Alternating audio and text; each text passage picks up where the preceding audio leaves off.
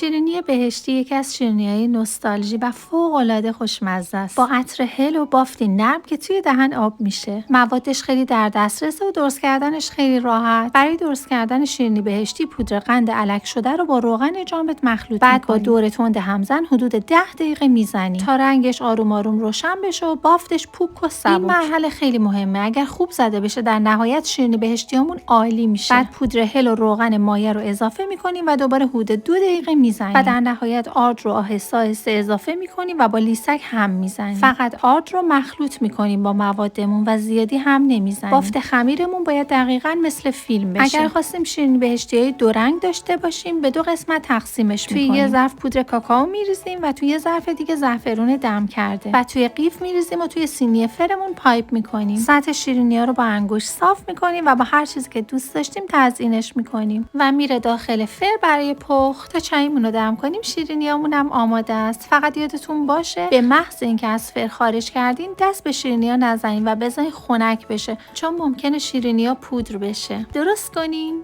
و نوش جانتون.